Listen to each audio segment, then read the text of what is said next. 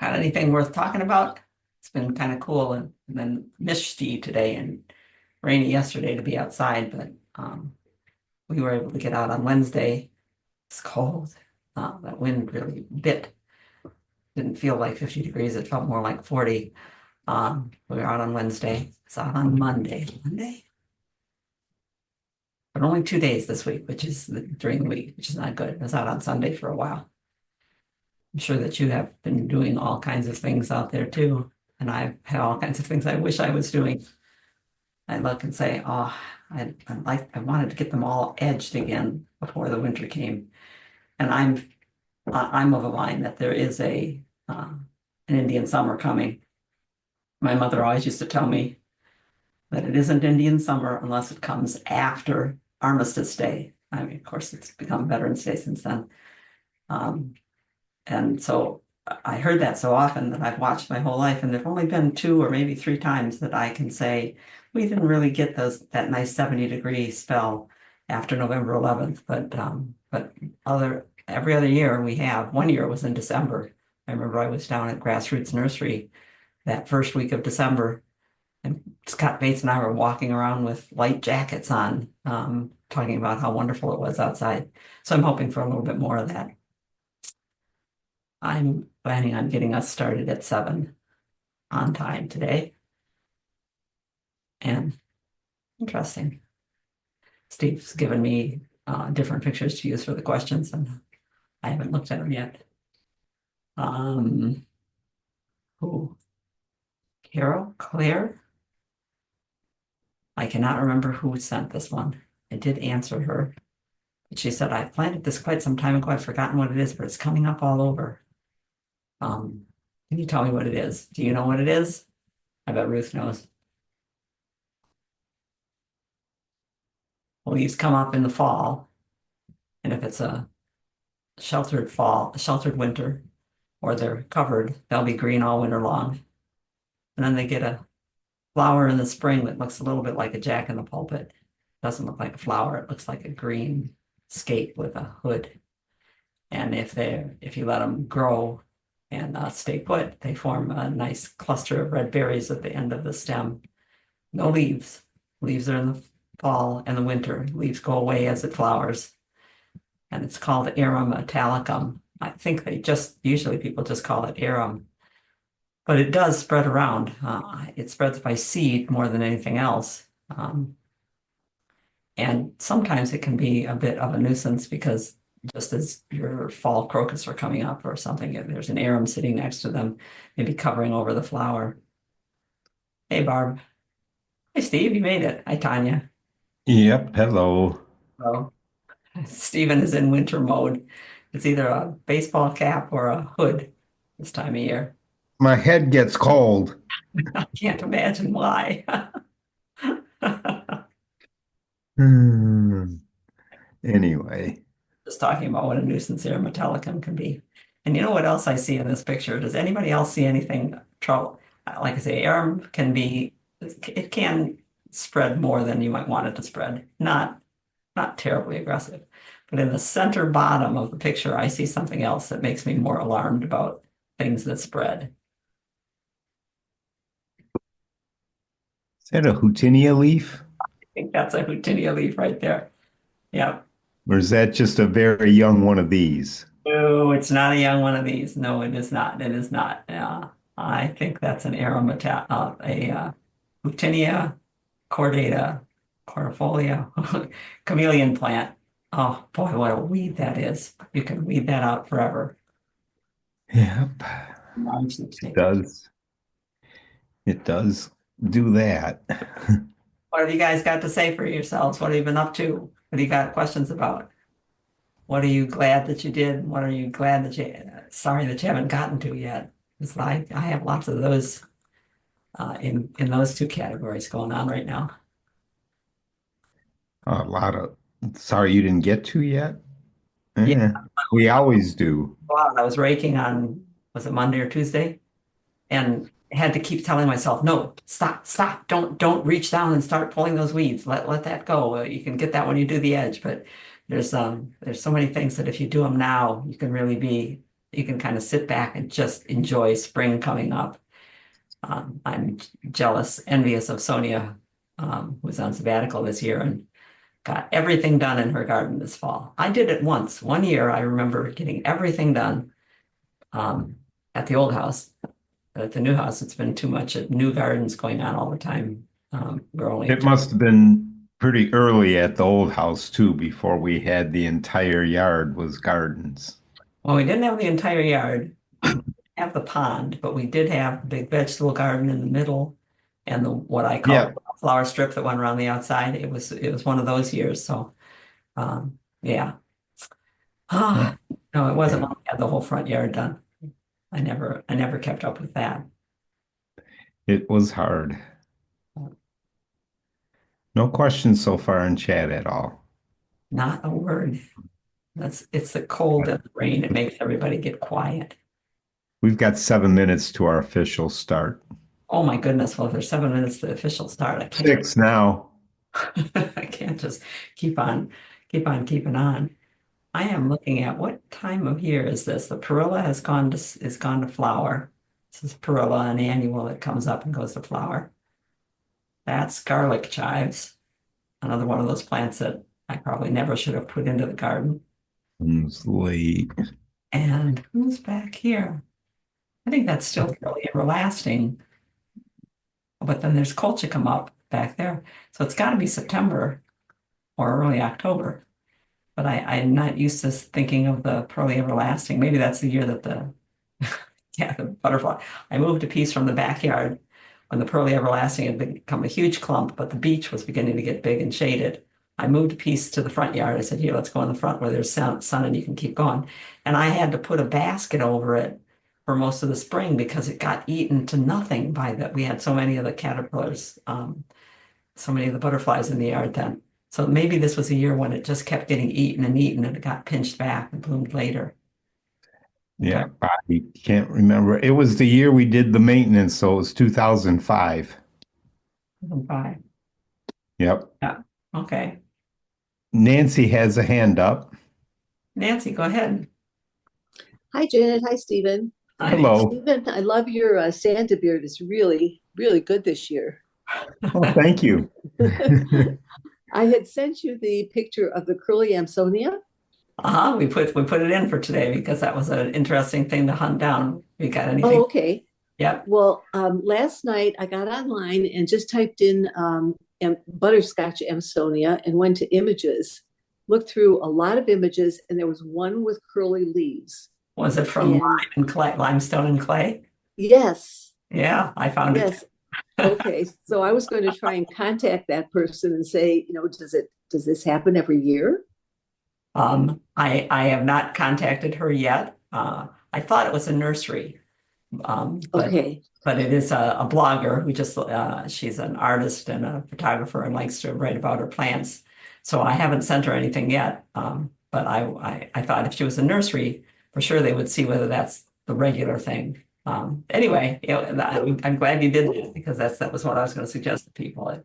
Let's put in those keywords and things come up. Yeah, thank you. Okay, now why it happens is because I've not seen that before at all, so I doubt that it happens every year.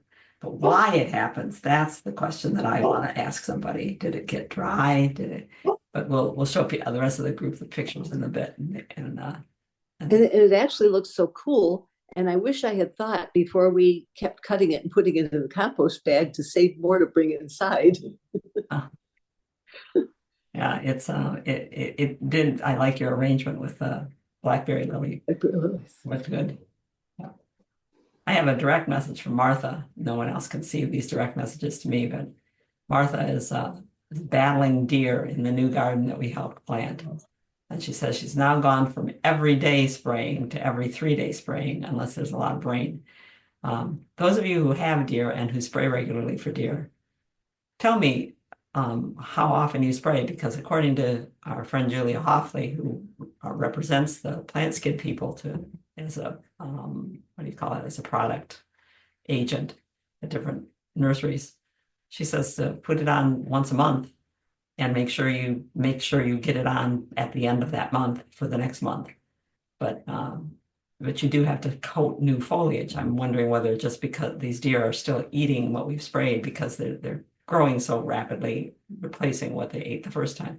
Anybody who's been spraying for deer regularly, you might want to chime in on this. How often do you have to spray and what are you using? Have you ever had them where they spray, where they come and eat every single day? Yeah, I'm going to dial my chat to everyone. If you send just to me, there we go, send to me to group chat. Well, if anybody sends just to us private, it's hard. It's easier for me tonight, but not for when we're doing webinars or when we're talking together. It's a lot easier if you just chat to everybody and we could answer. Yeah, I'm afraid that when I answer somebody, I don't look to notice that it's only going to them, and we try to have everybody see everything. Priscilla, thank you. We mentioned the scarecrow sprinkler. We were talking about that as we packed up to leave South Carolina. But we had a scarecrow sprinkler. We had scarecrow sprinklers at a garden that we took care of for a client, and they worked very well during the growing season. And I should think that in South Carolina, where we don't have to turn off the water in the wintertime, they could work all year long because we had to turn off the scarecrow sprinklers in the winter and put a fence up. Scarecrow sprinklers are motion activated. They're about 18 inches, 2 feet high. They're pretty unobtrusive. They do have a big eye decal you can put on them because animals notice eyes. But you attach a hose to them and you turn the hose on so it's just barely on. The hose gradually fills up, and if something breaks the beam on that motion detector sprinkler, usually from about 15, 20 feet away, the sprinkler turns on, goes across the top of the sprinkler and scares them off. And I'll tell you, it works because I always forgot they were there and would walk into the garden and hear that first, and like, oh man, it's sprinkled. Also, we were working in the garden. If the gardener was home, we had to remind them to turn it off before they went and strolled the garden. Or Yeah. they had to remember because all of a sudden you hear this and you know it's coming. And you're dressed up and you've got guests with you and you're going to get sprayed by the sprinkler. But they did work. We did move them around through the year just to make sure they didn't get used to them. We'd look at, let me see, the deer are probably coming from that direction. So we'll put them over there and we'll move them a little bit so that they didn't get habituated to them. But I hate to have to do that if we can keep them away with a spray. It's 7 o'clock. How many Michelle wants to know how many times Priscilla got sprayed. Okay, then we'll go ahead. I'm the one that's supposed to watch chat. Sorry, I couldn't help it. I looked for You got in a habit when I wasn't here. Well, I went looking for where my pointer was, and my pointer was sitting on top of the question. Okay. Yeah. Hello and welcome to Free4All Friday. All gardeners are welcome. And this is our 25th one. Yeah. And we're celebrating growing and cultivating problem solving from gardenatz.org. I'm Janet. I'm Stephen.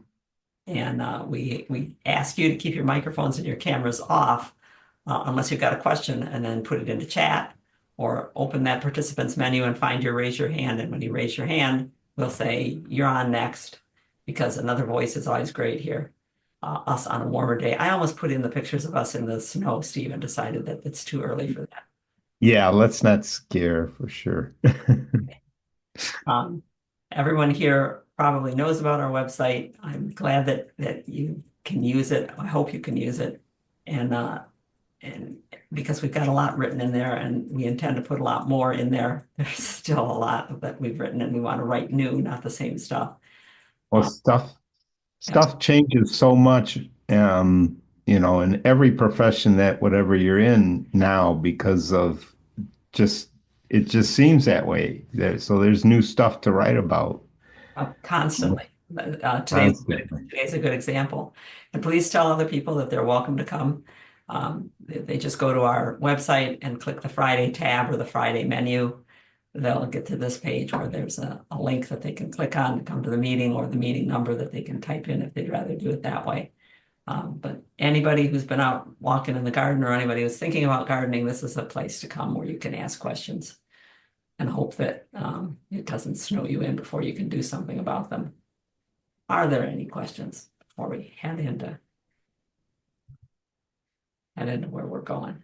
Have we noticed problems with silver maples this year? I have noticed a couple that seem to be dying. I haven't noticed any in particular, just silver maple type issues. I've noticed individual trees Right. I that would, had issues, and often it's a tree that's about 25 years old and is getting girdled. yeah, those new trees. I haven't noticed any pattern in silver maples this year. I did see just a couple the other day that I thought, oh, those really look sad. But they were on a city lot and may very well have had their roots chopped up by some of the work that people are always doing, constantly digging in yards. You can't help it. You know, this person needs to have an electric line buried, and that person needs to have a pipe replaced. And all of that digs through the roots closer or further away. So Driveways getting done, yeah, septic fields. Yep. yeah, basements getting waterproofed. So you might want to take a couple of do a little study on a couple of the trees and see if you can see anything in particular that's happened around their bases, Ruth, because they do have roots in everybody's yard and everybody affects them. Martha says she wants scarecrows for sure. Okay. Yep. Well, let's proceed then. Let's see, we'll go straight to. So Nancy had mentioned this before we got started officially, that Amsonia, which is called Blue Star, is going to provide this fall something new, always something new challenge. So Nancy sent this. She said, our Amsonia was just gorgeous. And we like how it turns color in fall. But it's never done this before. A couple of days later, boom, it was all curls. And it wasn't a frost. We didn't get froze or a freeze. Yeah, It yeah, had a it hard was season. just normal night. Yeah. And why it curled, I can't tell you. I've not seen it do this before, but it turns out some people have. This is Gail Eichelberger, who's in Tennessee and blogs about things in her garden. And she's an artist and takes pictures. They're beautiful pictures. And she happens to have posted that if you go out in the fall and you're just looking for what neat things there are to see, you might see a curly Amsonia. So Nancy or I are going to contact her and find out, does that happen every year? Because I've never seen it happen. Then I'd like to talk to somebody about why does that happen? Why are those leaves curled up that way? But it's cool. Now, now that I've seen the pictures and thought about it, I might have saw it one year up at Michigan State. Uh-huh. We might have a picture of it, but Okay, yep, and we can go looking for it. But these are the fun things that we can do when enough people talk, because it's something that doesn't happen all the time is still noted by one person who then can share it with other people, a lot more people than we used to be able to share it with. I think that's a pretty neat thing to do. I think both Nancy and I found it the same way. I went online and did an image search for the words Amsonia curly leaves and found that somebody else had called that curly leaves. I thought coiled leaves might come up too. Any questions? No? Yes? nothing. Nope. Blackberry lily pods pop open just about before the frost comes. It's perfect timing for that, for the seeds for the next year. Okay. Let's see who asked. Tanya? I think it was Tanya asked about something that's rather freaky, but it's okay. When fall sun brings spring flowers. She said, my rhododendron has got flowers open. Is that okay? They're not any open in this picture. Those are just the buds for next year, and they're still quite closed. They show color when they're getting ready to open. Yeah. But we've seen a lot of plants bloom in the fall. There are a couple of reasons it can happen. Um, uh, if the plant is just genetically predisposed to a short winter, then it doesn't take much cold to have occurred and added up in the plant cells to fool the plant into thinking that the next warm spell might be spring. Generally, they don't open very many flowers, just one here or there. Another reason that they might open flowers is a potassium deficiency. If there's not enough potassium stored in the plant, then the hardiness mechanism doesn't work quite well. But I don't worry too much about it. And many plants, so here's a rhododendron that was in bloom in October. You can see the flowers here and there. But a lot of buds still closed up. Daphne, this is a spring blooming Daphne species. very fragrant. It's called Rose Daphne. And you could tell it was blooming because you could smell them. Even a single flower you could smell, but not the whole Eh, plant. Yeah, And in spring to smell that is high. In fall, I mean, in spring you smell it, but in fall when you smell it, it was like, where is that coming from? You know, stops you right in your tracks. had Yeah, to find it. yeah. And then this is the spirea that we were telling you about that we like so much that is in our front yard. It's an old-fashioned spirea called bridal wreath spirea, and it's a spring bloomer, but it has some flowers open in the fall as it's turning color. And boy, I'd rather have it bloom in the fall. Wouldn't that be pretty spectacular? That would be, and some of these plants that do this, because many lilacs bloom a little bit, forsythia can bloom a little bit, Yep. and some of these plants have been cultivated. I said, oh, here's one that's genetically predisposed to bloom a little bit. There's a cherry, a spring blooming cherry that blooms in the fall, and it's called Prunus something autumnale, since it does bloom, some of it blooms in the fall. And then the growers take it and cultivate it and see if they can get more and more of that. And then they sell it with ridiculous names like Bloomerang, or it's the lilac. I think I would be embarrassed to be lilac and have a name like Bloomerang.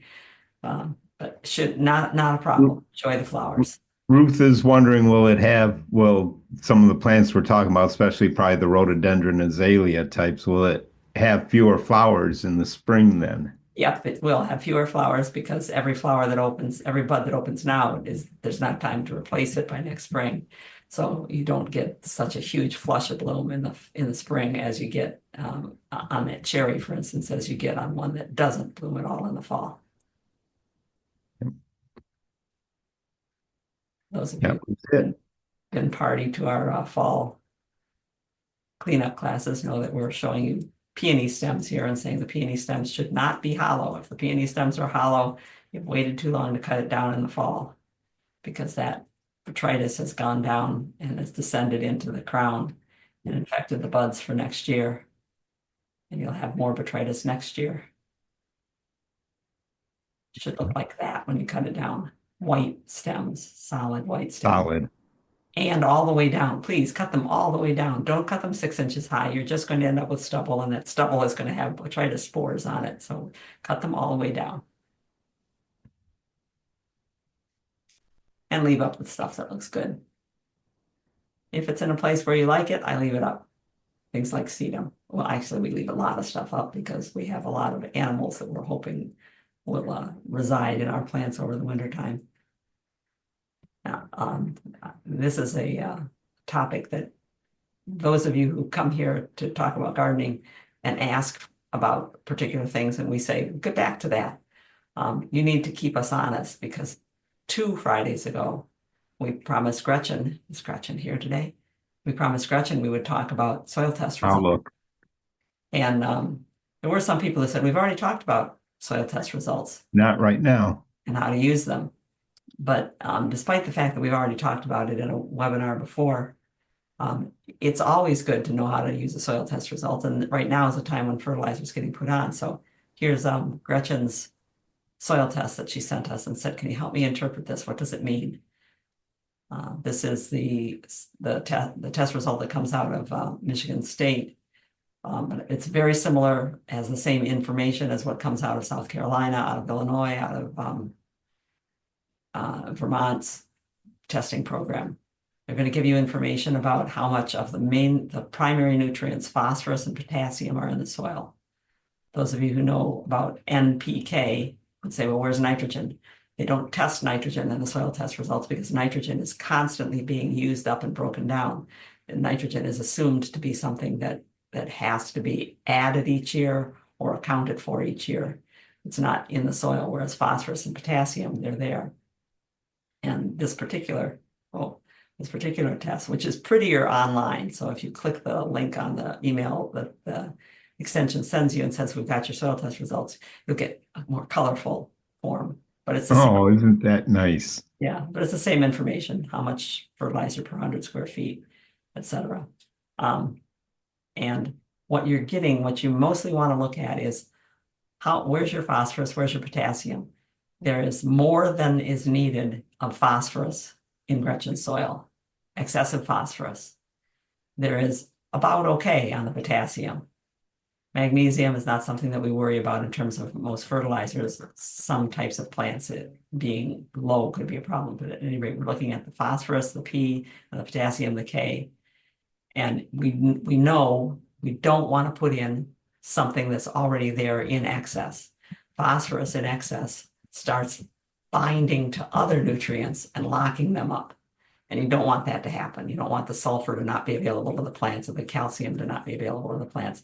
So phosphorus we're going to avoid using. Plus, those of you who live on lakes or care about your waterways, I hope you all do, phosphorus is one of those things that's going to overload lakes and rivers and cause them to have a lot of algae and overgrowth of weeds. So we know for sure we're going to get a fertilizer that's going to have a 0 in the middle. No phosphorus. Don't add phosphorus to this soil. Then there's from that, we get a recommendation for that soil on a yearly basis. Every 100 square feet needs 1/10 of a pound of nitrogen and 1/10 of a pound of potassium, and maintain the organic matter. In other words, keep adding compost or leaves to your soil. So that's what you're primarily looking at. Phosphorus, potassium, where are they? What's the fertilizer recommendation? So every 10 by 10 area, I need 1/10 of a pound of nitrogen. The problem for most people is that they can't figure out what 1/10 of a pound of nitrogen is. Where did my notes go? There we go. Okay. So the soil test results will tell you this, that here are several fertilizers you could use. You could use a 20-0-20.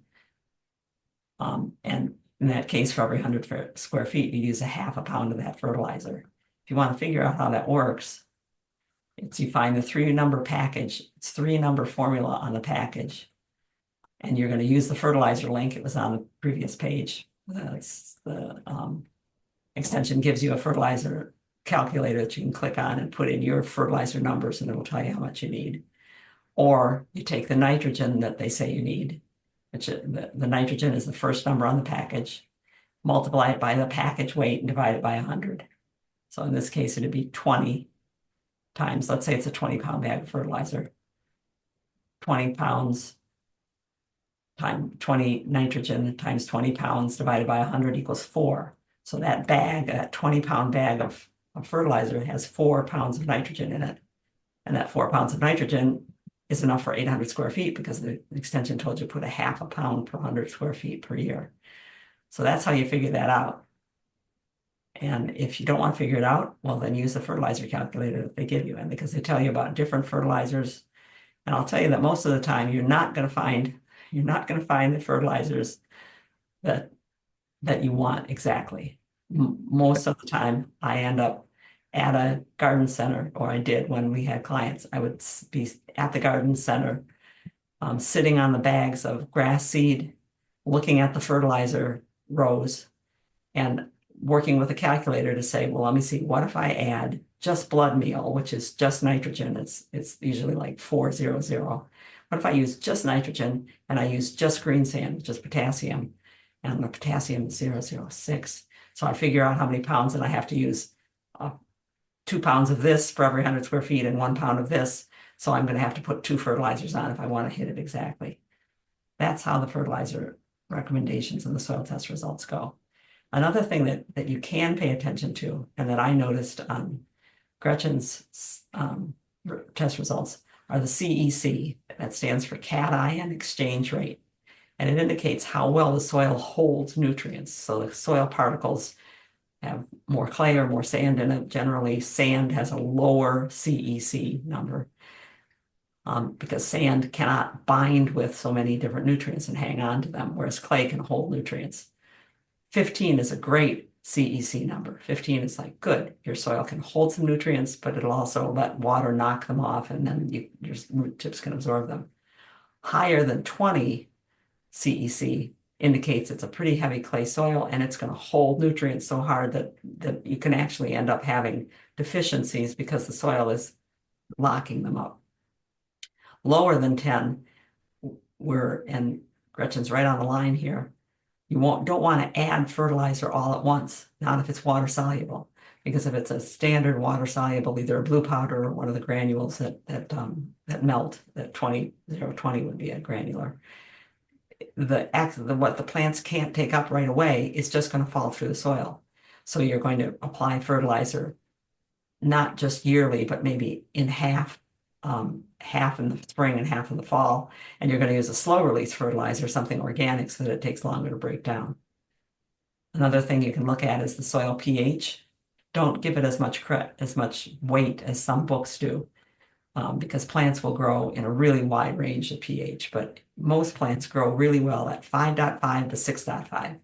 If it's over 6.5, and you're trying to grow plants like blueberries and rhododendrons that like acid soil, you might want to add some soil sulfur so that when there's water in the soil, there's a little bit of sulfuric acid forming, and it's helping the nutrients get knocked off of the soil particles. Now, in the case of Tanya's rhododendron and maybe a potassium deficiency, I would say that those leaves looked a little bit chlorotic, a little yellow along the edge, and could probably use some slow release fertilizer of a potassium that has a potassium in it. Coincidentally, Elizabeth, with her suspect compost, last week we talked about a compost that she'd gotten, which looked just sandy, silty. It didn't look like a compost at all. I said, well, put some in a jar and do a soil test on it. This is a home test. Put, maybe an inch of soil into your jar, add water. And if you want, you can add just a drop of soap, like dish soap. Shake the jar hard and let it sit there. What falls out right away within 2 minutes is sand, and it'll form a layer of sand. What falls out over about a day, sometimes a little bit longer, there'll be a layer of clay. There'll be a thin layer of clay here. What stays staining the water and floating on the surface, that's your organic matter. And so compost should have a lot more organic matter than sand, and this has mostly sand and just a stain of organic matter. So we had told Elizabeth that we think probably what you got was the bottom of the compost pile from the municipal composter you got. It was near the bottom. They scraped too close to their storage area, to the floor of it. That's the way it could happen. Yep. So what do you do to fix that compost? You add compost to it. You add organic matter. Just go ahead and mix it with leaves and put it on the garden, because it's probably good soil and it's got some organic matter in it. Questions? No questions. Nope, nothing in chat. Quiet. I do like dogwoods. They're pretty trees. Yeah. And there we have that picture again. I put it in twice. I like the black-eyed Susans, but I don't like how many volunteers come up from all those seeds that the birds don't eat. Yeah, if the birds were more plentiful, maybe not so many would come. I am gonna bundle it up and hang it from a tree someplace so that all those little weed seeds will be in the shade. If it doesn't look good and it's not in a place it's not in a place where I'm going to see it, I cut it down, bundle it up. That's a bundle. I can't see the string, but it's got to be right here where it's cinched in. I bundle them up and set them to the side. I try to bundle them loose so that if there's living things in there that need to get out, they can still get out. And sometime in the spring, I'll take care of actually getting rid of any debris that remains. Michelle has a question about what percent of the compost you add in the fall is available in the spring. Will it need to be re-added? Depends on the activity of your soil and the temperature of the winter. Yeah, because the winter, you don't get much decomposition of compost in the wintertime. If you've got a good worm population and a lot of grubs, you'll have some of it decomposing, but the decomposition is mostly going to happen in the spring. So compost that's added in the fall adds a little bit when the soil is still warm, and it works as a nice mulch that keeps keeping the soil a little bit warm and moist. But it's not going to start working until spring, and it does start working and decaying before we get out there. If it's pretty well decayed mulch, then you're going to get some goodness from it even by the beginning of April, as the roots start growing. But most of the action is going to happen after it's been on the soil, as the soil warms up in the spring.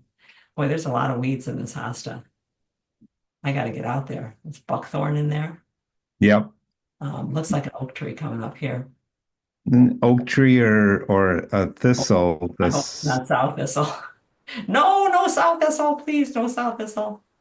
yeah. Now we were talking about compost being available. What about those leaves?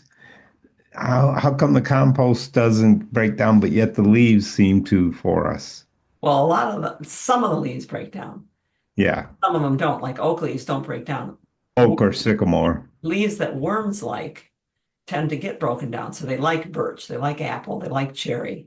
They'll eat the maples, but they don't like Norway maple very much, and they don't like oak trees very much. And those leaves stay, and the fungus breaks them down. So they do eat some leaves. Um, but there's a book called Everything You Wanted to Know About Earthworms. Is that the title? Yeah, I think What every gardener should know about earthworms. And it's got information in it that it came from Darwin's second publication, as well as some new stuff. And they I don't know how they feed the worms and registered which things they ate and which they didn't eat, but they had a whole list of which foods the worms prepared to eat. And worms work in the cool weather, whereas fungus and bacteria don't work quite so much. handy dandy tools to have when you're cutting down in the garden. Sharp tools are important to have always. Yep. Yeah.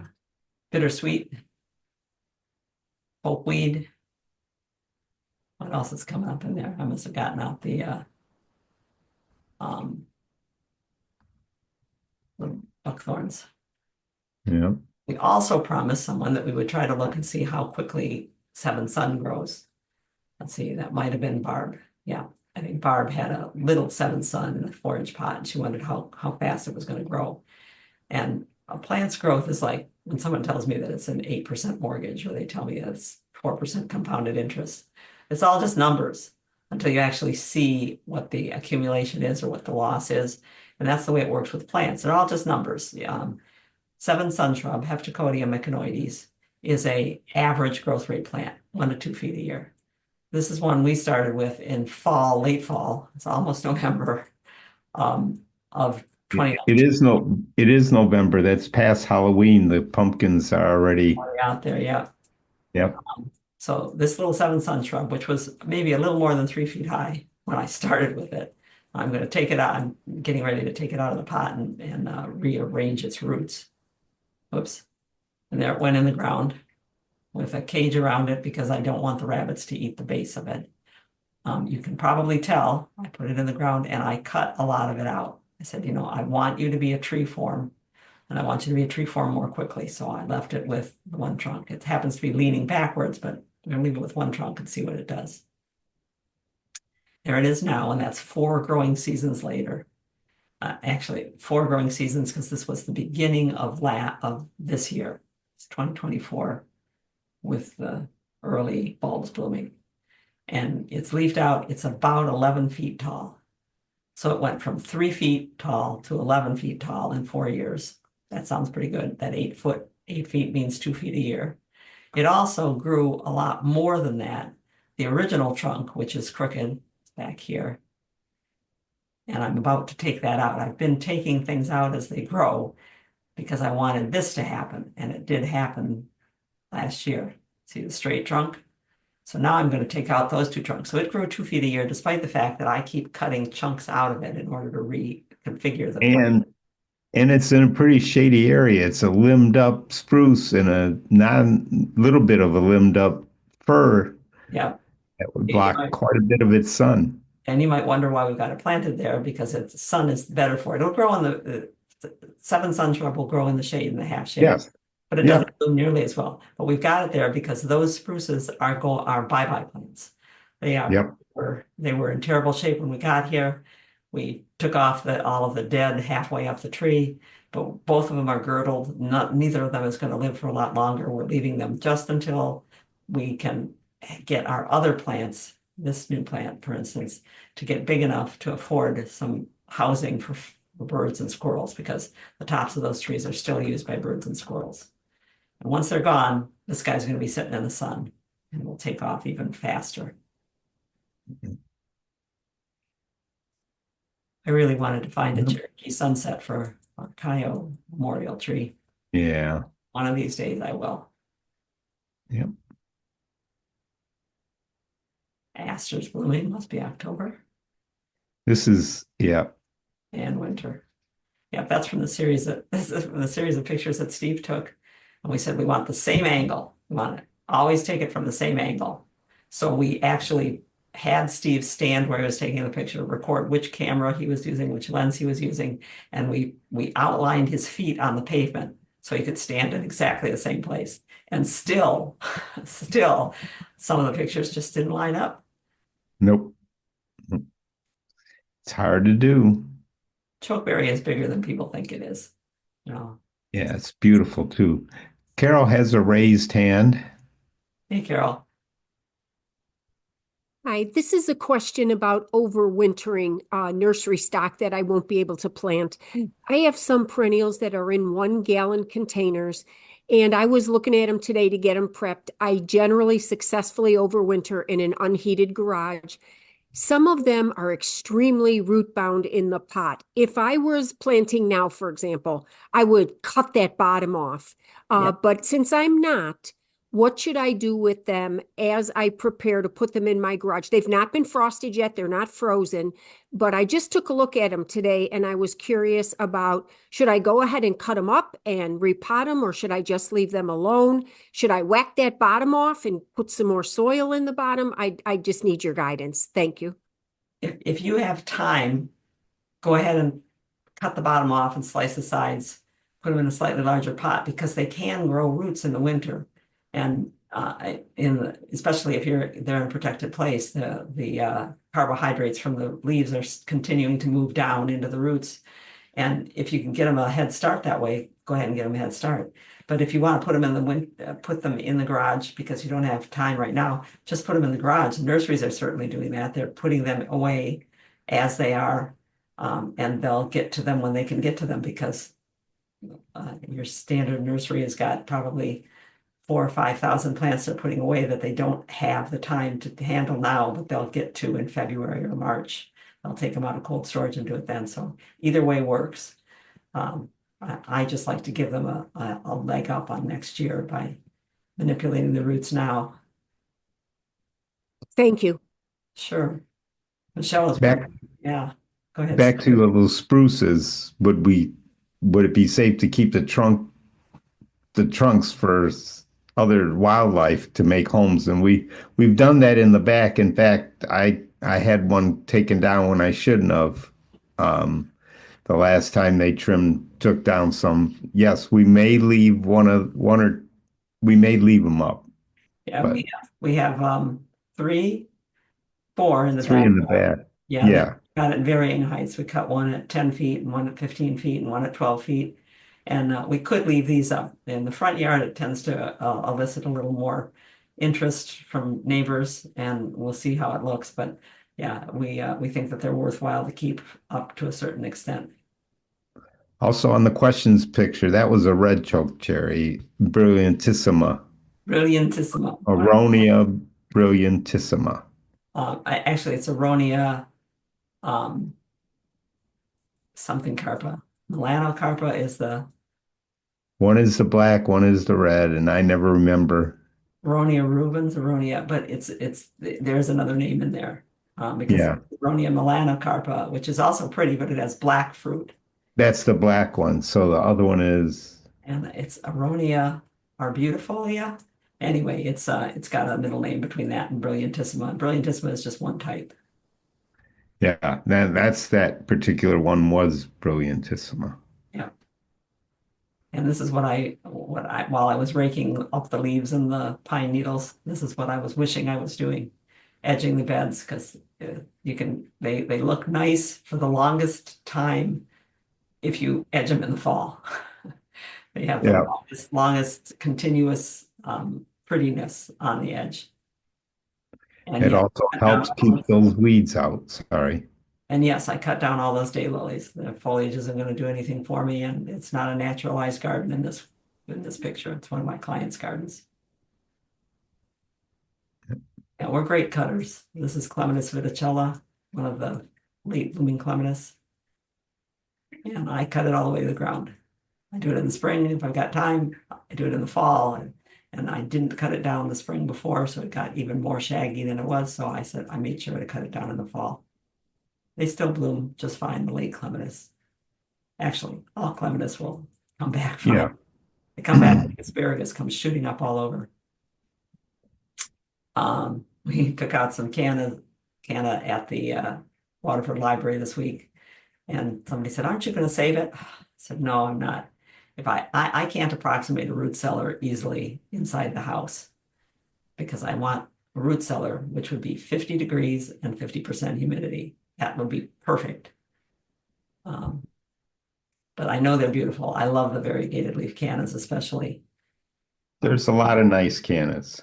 Yeah, so you can dig them up, and you can dig them up at pretty much any time until the ground freezes, and even beyond that. One year, I had a lot of dahlias and cannas. I can't remember why, because I don't usually grow that many of the annuals. And I decided, since I had a bunch of them, I dug some in October, I dug some in November. I dug the last ones the last week of December. And the last ones that were good, they were still good. The soil was still keeping them in good shape. But when I dug the ones in January, at the beginning of January, which you can do if it's the freeze and thaw comes in the soil, the ones in January, there was some damage now on the top of the plant. So you can still dig them up later if you want to. But the problem is that they're big. Yes, you can break them up and cut them into sections. So each toe is a separate canna the next year. But every place that you cut it and damage it is a place where fungus can get in over the winter. And fungus is what destroys them over the winter. So I'd like to keep the whole thing. This one is sitting on the edge of a hole. You might be able to see a bit of the hole there. We've dug a hole about 18 inches deep, and we're going to put the canna in the bottom of the hole, put a rope on top of it and coming up out of the ground to mark the place, and we're going to bury it. And it'll come up looking just like that in the spring. It's a root cellar out in the garden. But if you don't have a place to dig things up like that, then you're going to try to keep them in the house. And this one I've got sitting on sand, and I'm going to pour more sand over the top of it, and it's just going to sit buried in sand in the cool back room of the house. These are these are dahlia roots and sitting in a paper bag separated by layers of crunched up newspaper. And I would put those in our back room at the old house. It didn't have a heat vent in it. So if we closed the door to the kitchen, that back room stayed quite cool. Probably. It had a tile floor with no insulation. Yeah, there's no insulation in the ceiling, none in the walls, or maybe they put it in the walls. Even the floor But it didn't stayed have that. cool. So we could put things back there, and I would just check them off and on through the summer, through the winter, looking to see if they were getting soft. If they're getting soft, it's just like onions or apples going bad. They start, and I want to get out any that are going soft because they can infect the rest of the bag or the rest of the package. And they would make it through the winter there. Some people put them in the crawl space. My sister used to put them on the ledge in her basement, the top of the basement wall. There was a ledge that went all the way around the furnace room, and it was cool up there, and it was against the side of the house that didn't have any insulation and didn't have any shrubs on the outside, so it stayed cool there. She could keep elephant ears and dahlias up there. While I was looking for storing the dahlias and the cannas, I remembered about our fig tree. This is Phil, one of our volunteers at the garden, who was very, very much into fig trees and growing them repeatedly. But figs are not hardy here. And what he taught us to do with fig trees worked. There's a fruit. You can see it right there. We didn't get much fruit off of this tree, though. It formed fruit, but we never got it. I think other visitors to the zoo knew what a fig tree was and would look in and go, "Oh, a fig," and pluck them off as they ripened, because we never got any of them. But what we would do is a whole process to bury the tree every year. We did that by tying the branches up to make it a small package. So Gordon is helping Phil pull the branches in tight. And Paul is digging a trench. He's standing in a trench. He's going to dig that trench about 18 inches down. And they've got the tree tied up. I tied a little bit tighter. We wanted to fit in the trench. And we dig the far side of the tree to loosen the roots and tip it. It's called the Minnesota tip method. Yep. It's in the trench. We put a tarp on top of it, easy to tell where it is and to not scrape it with our spades. And then we're going to bury it. Bury it, put all that soil back on, mound it up, put mulch all over the top of it, and say stay there for the winter. So you can use the soil outside as a cold storage area. We did elephant ear, dahlias, cannas. What's the grass, Steve? Big arundo grass, variegated arundo grass. We would bury in there. Did a rose tree. Yeah, rose trees. So the soil is a good insulator for you to use. Yep. And get that edging if you can. It really is. The edge is where the weeds come from. The weed that I'm teasing up there, the root is a sour sorrel, which I found had invaded the bed from the grass. And I said, I'm going to get you now. I'm not going to wait until springtime when things are coming up. And I leave the trench open over the winter. Leave the trench open. The air is something that deters the roots from growing. Take the soil in it and feather it into the bed. Yep. And it looks good. It works well. Got some email from Michelle, our community beekeeper, about how amazing bees are. And in reading the reports, I said the scientists involved in this are even more amazing. Honeybees can detect lung cancer. Now, I've heard this about dogs. In fact, I've read an article about how dogs can sniff Parkinson's in people and can be trained to identify Parkinson's in people. And ever since I read that, I have told my dogs who like to come up the edge of the bed where I got my head sitting, and they like to in the morning put their head on the bed and stick their face in my face. And I always say, don't inhale, don't inhale. Don't tell me that there's anything else wrong with me. But honeybees can detect lung cancer. Honeybees? Now, what amazed me was that honeybees were held in place with 3D printed plastic harnesses. Researchers performed brain surgery attaching wires to the region that processes odors. Okay, number one, they somehow, I don't care if they 3D printed this harness or not, somebody had to put it on the bee. How did they do that? And the part of the brain that senses, how did they get that? I am amazed. I am absolutely amazed at what scientists do.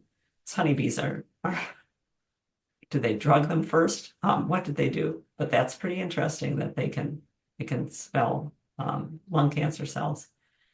And in a related article or a related journal article that Michelle found, bumblebee queens were given the option of different places to dig in or to overwinter, and they seemed to prefer, the study seemed to show that they preferred the soil that had pesticide residue in it, which is an amazing thing to think about.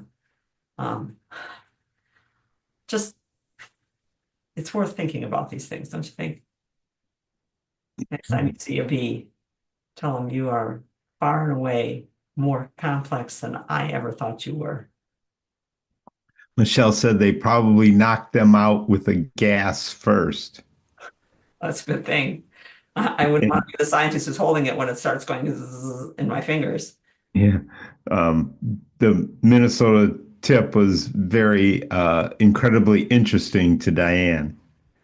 Yeah, it is incredible. I watched I looked at a series of photographs of a gardener in Toronto who regularly buries a tree that's 2 stories tall.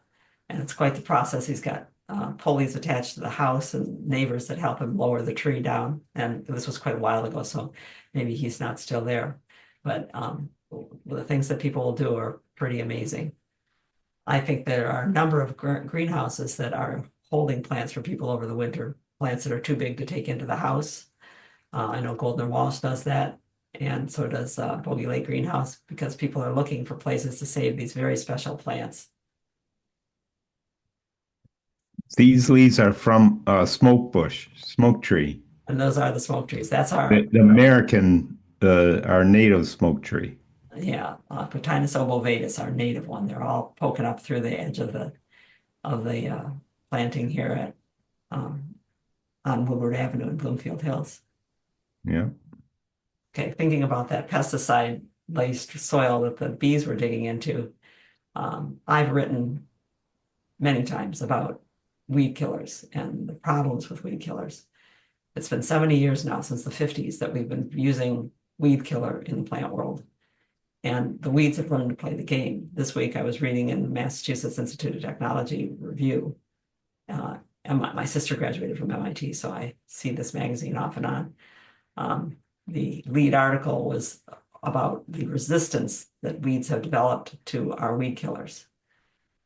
The herbicides were miraculous at first. Wow, look at this. We can spray it and it kills all the weeds, and then we can plant into a clean field.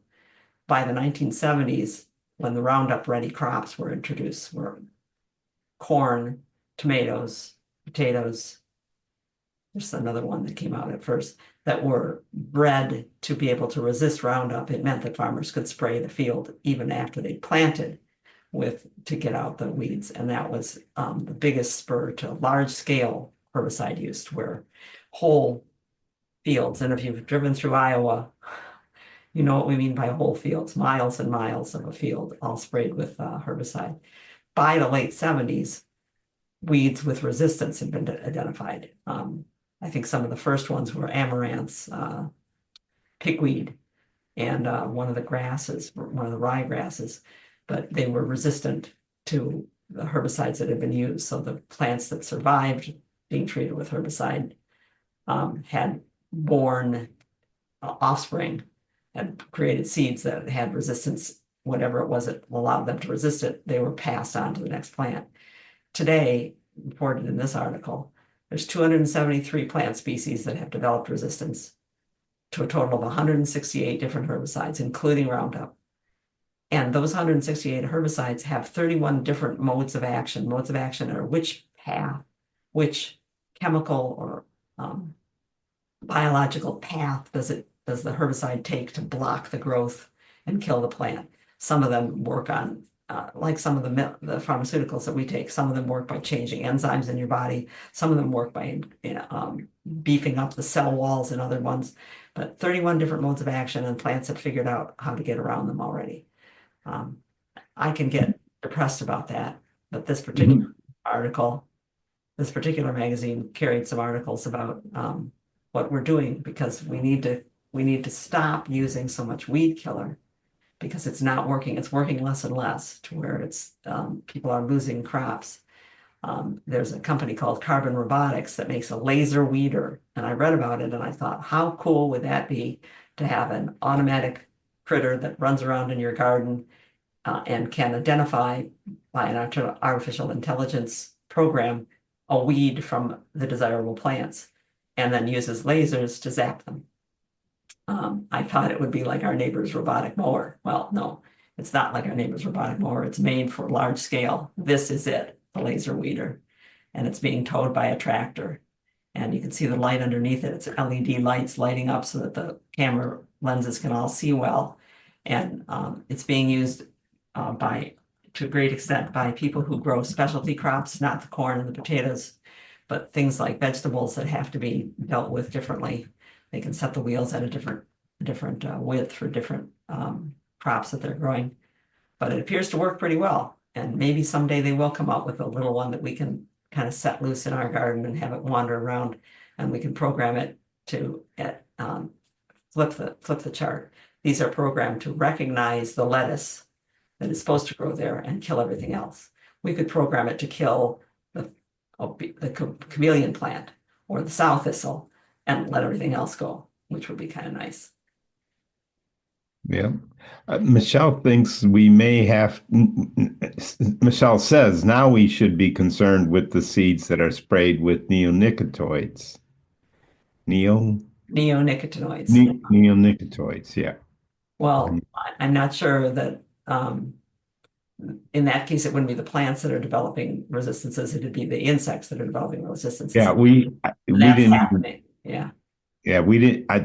That's what I was going to bring up. That article only talked about herbaceous, not Herbicides, right? Yeah, not Insecticides. insecticides. Because yes, the insects are definitely developing resistances to where more often the farmers and orchardists have to combine things and Yep. getting less and less return on the money that they spend on the insecticides.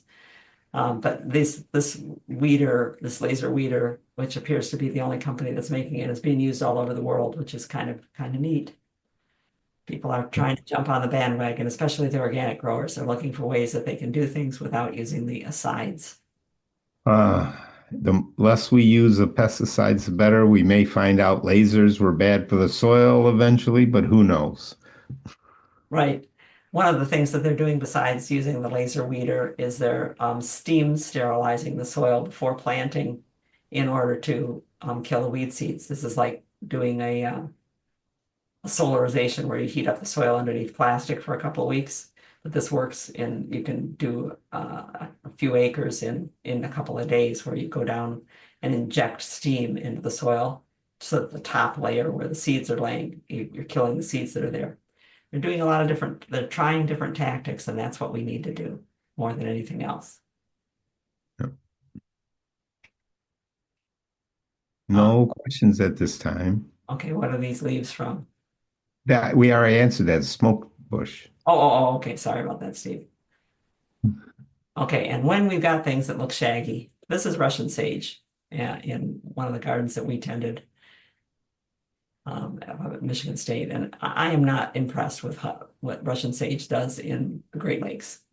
I am very impressed with what it looks like in Nevada and Utah, where it is a bush and it stands up straight. I'm not pleased with this kind of ramshackle look, so I cut those down.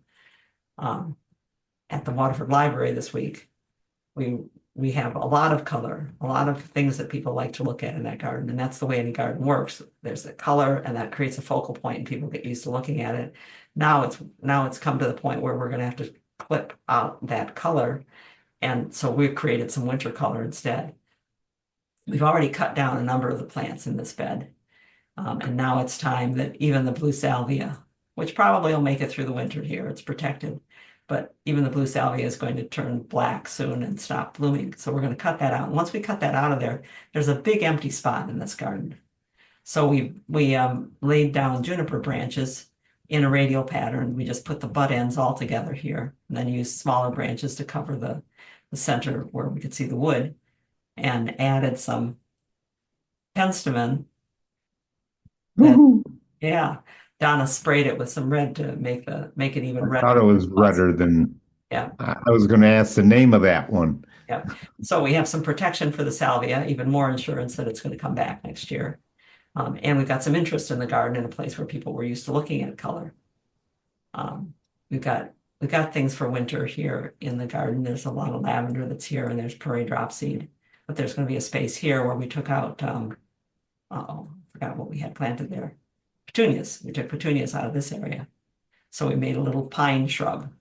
And again, Donna was very nice to spray some pine cones with red paint. So we had a little bit of color there. And the arbor that's behind there we have vines that grow on it during the growing season.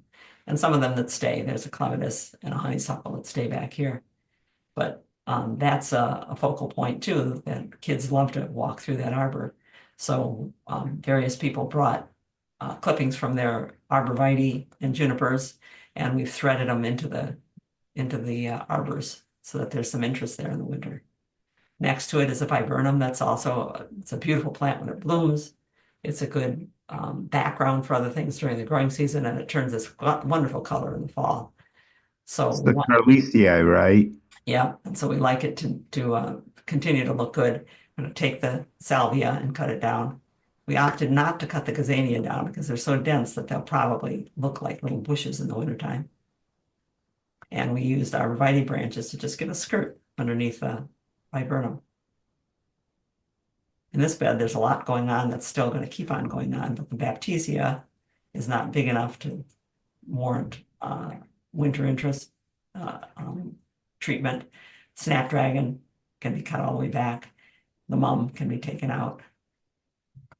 So once we took those out, there's still enough left there with the iris and the butterfly bush we added some rosemary in place of the mum.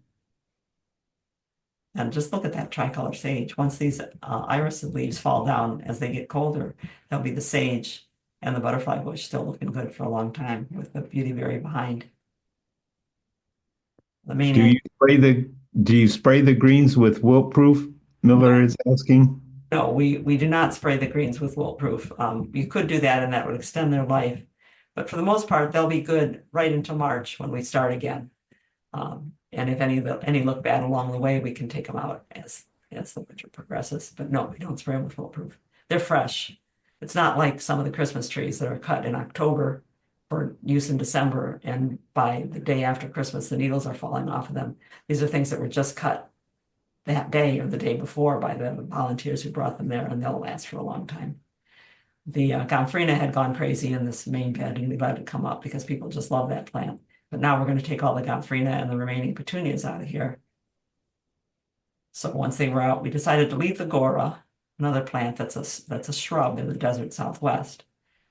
Yep. It's got a woody base and it'll probably stand up pretty nicely. We haven't left it up before, so we're going to see how it looks. And we took all the holly branches that Donna brought, and threaded them in underneath in order to give it a skirt. And added some evergreens, the evergreen dianthus in the pot.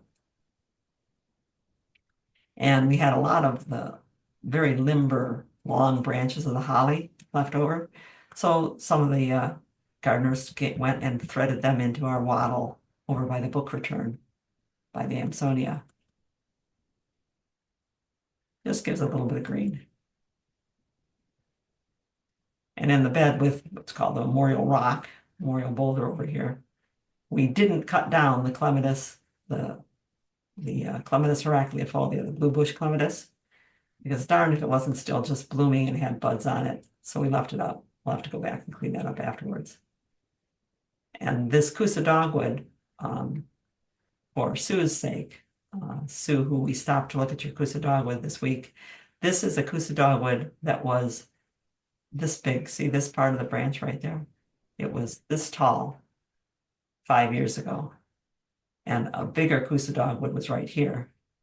A Kusa dogwood that had compromised roots and had been buried when they built the raised planter around it and was not doing well. So we put in a little stick of a replacement Kusa with good roots. And this year we cut down the original tree because in 5 years' time, it's gotten up to be a 7-foot tree and getting ready to bloom. So those of you who are looking at a tree that's in trouble and thinking, oh, I hate to take it out, you have that option of starting a young one near it, and they'll grow faster than you think they will. They do, especially if you get the roots right. Yeah, and even some of the roses have fall color. It's Belle Portavini, Rosa Rose, love it. This has happened to Steve and me a number of times. So it's so sad that in just 20 years, we've forgotten how glorious ash trees are. We go to places and we see a tree and go, oh, what's that? And then we realize it's an ash tree. We don't have any ashes left in Michigan. And I'm going to have a little lesson in using the plant ID photo match programs. So I got this from Diane. She's in Oregon. She's a Michigander, transplanted several times and now in Oregon, retired and with time to do a garden. And so she sends me things that she sees growing and says, what is this? I said, oh, what is that? She sent me a picture of the tree too. She said, here's the leaf. I said, show me a leaf. And I looked at it and Steve looked at it. And I said, it's opposite. It's opposite. And I think there's the remnant of a leaf stalk right here. Did leaflets fall off? She said, yes, I can't. Every time I pick them up, the leaves fall off of it. I said, okay, well, see if you can find a whole one. But I said, I think there was a central leaf. I think there were at least 3 leaflets on this. So I started looking. I looked at trifoliata, triflorum, the 3-flowered maple, which has a 3-part leaf. Leaf is too broad. It's too broad and it's got too deep lobes in it. I said, no, it's the right color, because she was sending it because it was so orange. So I was looking for trees that turn orange that have compound leaves. I thought, what about a Zelkova? Zelkovas turn orange. And this, by the way, if Janet is here today, this is the 8 million plant pictures site. It's the Smithsonian's Natural History Museum. So the uh, National Museum, NMNH, National Museum, National History Museum. Their homepage, you can go in and put in a plant name. Mostly what you get are these. You get the what was Tony in charge of, Steve? It was called the Herbarium. herbarium, but they're mostly plants like you get in a herbarium. They're specimens to show you, but I said, no, too many teeth on the Zelkova, and it's not opposite. The leaves are not right opposite to each other. And it is important that there was a third leaflet, because if there were just two leaves at the top and nothing at the terminal, that would identify it as a different kind of plant. Yep. But this is the tree. She said, here's the tree. I said, oh, okay. All right, that's too big to be a sumac. It's not the right shape to be a Zelkova. So I went looking again. When she sent me a whole leaf, she said, this is all of it. I think actually there may have been two more leaflets down here. But it turns out to be a thin leaf ash, Fraxinus angustifolia. It's one of the European ashes. That's kind of marginal for us in the Great Lakes, but beautiful there. And so we've now looked, and emerald ash borer has been reported since 2022 in Oregon. So now it is Diane's objective to go find out whether the city is treating that tree or any other trees in the city. Can they be saved? Because all of the ashes turned out to be susceptible to. Even the European ashes? Yeah, we thought at first that the European ashes weren't getting hit, but they were. So when Carol has, yeah, go ahead. Carol has a hand up though. okay. Go ahead, Carol. I'll come back to this leaf. Thank you. I just want to ask a question. Just a few minutes ago, you showed a picture of a tree and you said when you have a tree in trouble, you could start a young one next to it. And then Stephen commented about bad roots. Earlier this year, I bought a very young Japanese maple, just an upright palmatum. It almost looked like a whip, about 24 inches tall. I've been growing it in a container. I feel like it's too young to go in the ground. If you buy something small enough, like I described, is it okay to keep it in a container until it looks like it may able to make it on its own out, in the ground? It's okay to keep anything in a container as long and at any amount of time. I mean, there are container plants on roof gardens we've taken care of that have been in the container for 20 years. But if you're planning on putting it out eventually, then you need to keep repotting it at least every year, because the roots want to go a lot wider and you're going to have to keep cutting the roots in order to keep them spread to the side. And every time you cut the roots, you've actually set the plant back a little bit. So you're better off to put it outside and let it grow the root system that it can grow, and give it some protection on the top if you're concerned about it not making it on its own. You The might sooner it gets into the ground, the better for the plant, I believe, personally. the better the root system in the long run. So that's why the cage was around the little seven sun. It's just a little thing with one trunk. It wouldn't kill it if a rabbit came and chewed on it, but I didn't want to lose it all the way back down to the ground. So I protected it the first couple of years. I just took the cage off this year. About this ash and about using photo ID programs. If you do something where you do leaf snap or picture this, where you take a picture of a leaf and then ask the computer's artificial intelligence program to tell you what it might match to, remember that you need to have all of the leaflets on a compound leaf, because with just the two on there, it could have been maybe a sumac. It could have been maybe I've forgotten the name of the tree that we can't grow here. But you do need to know if it's a compound leaf that you've got all of the leaflets or all of the arrangement in order for the program to work. And just because we were talking about IDing trees. Ruth was saying, though, there are still some moderate sized ashes in Detroit. There's one in her backyard. Not great big, though, but hopefully they're being treated, or if not, then they should be studied why they're resistant. And Michelle has a friend that spends money and treats her ash each year with an over-the-counter treatment. It has at least a 6-inch diameter in East Lansing, at the start of the bug infestation. Ruth says they aren't being treated, so. They are, we have noticed ashes on our regular route back and forth, east and west. we go past the line of ashes at the Pontiac Oakland Airport. And they appear to have been being treated early on in the emerald ash borer problem, but they haven't been lately, and we're seeing dieback starting on those now. It was pretty clear that if the tree was treated with a systemic insecticide, it could help protect the tree from the borer damage. But just like with the elms, when the elms went in the 60s and 70s, people got tired of treating them or moved and nobody knew to keep treating them. So we're hoping that there are some organic controls that are figured out. I haven't heard anything lately, but then I haven't been looking lately either for whether they've got any parasites that they can release that kill emerald ash borer or anything else they can do. I know they're still working on the chestnuts, and just recently, I don't think it's been approved yet. The FDA, Food and Drug Administration, has to approve the release of a genetically modified organism before it can be sold. But there are some chestnuts that have been raised that are genetically modified, which appear to be resistant to the chestnut blight. And that cost us, it's a 3 or 4 billion trees in the early 1900s. And it took this long before we could come back, and it might be the first time that a nearly extinct species is being brought back. This one is an interesting tree. This is Osage orange, and we know several places where there's a line of them planted.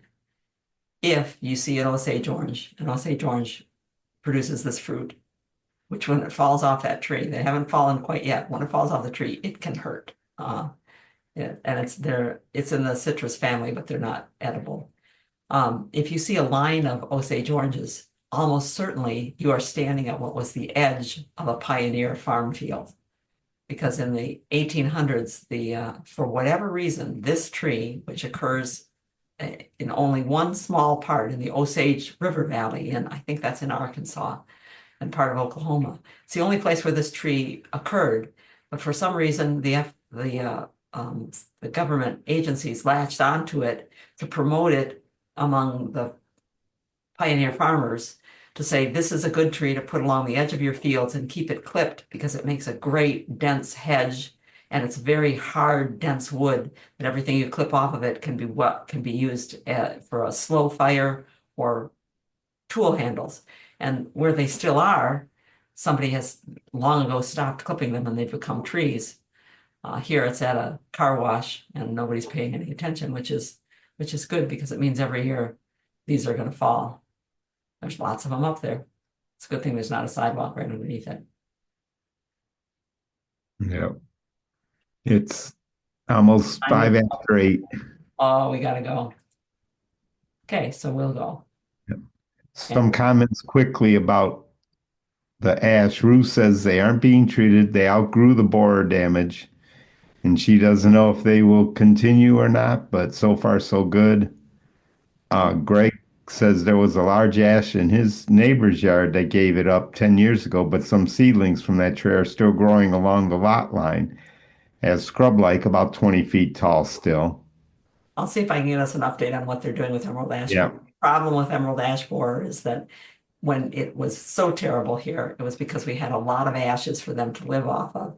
Now, just like with the elms, some of them are isolated and they might not have emerald ash borer nearby now. It doesn't mean that they're resistant. It means that there's not an inoculant. It's not a vector. Diane says that it is expensive to treat ash trees and they will die eventually anyway. Well, they all do, but Ohio DNR studies advise against it except for extenuating circumstances. And of course, there are always extenuating circumstances. Yeah, or especially important trees. This ponytail palm is up for grabs. Deb Hall is moving her brother out of a house, and if anybody has a place that they'd like to have a very nice ponytail palm, it's up for grabs, and this is the time of year when that happens quite a bit, isn't it? Hard to separate ourselves from our plants. Okay, so we'll let you go. Thank you for being here today. Uh-oh, that's not where that was supposed to go. Sorry. Hang on. Why did it go the wrong way? Okay. There we go. That's it for Free for All Friday number 25. We hope you'll check into the website or send us an email if you've got questions. The next Free for All Friday will be next Friday, the 22nd. And then we're going to take a break for Thanksgiving until December 7th, because on December 7th, as our next weekend walkabout, where it's about indoor gardens, the new age. I think you'll enjoy it, because we're enjoying putting it together, looking at how people are using houseplants now and where the new gardeners are coming from. Send us an email if you want to check into the webinar, because we can let you do that, and then we'll worry about a subscription fee after you put your toe in the water and see what it's like. Thanks for being here, and I'll see you. Thank you. Yep.